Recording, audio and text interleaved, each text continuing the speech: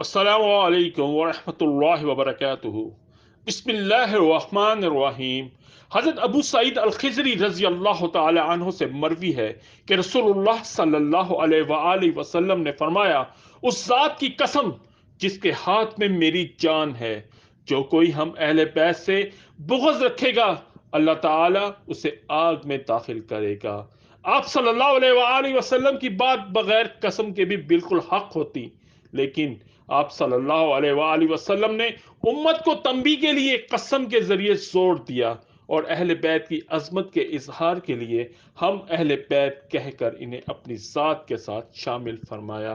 उसके बाद भी कोई शख्स अहले बैत से बुग़्ज़ रखे तो उसका अंजाम यकीनन आग ही है।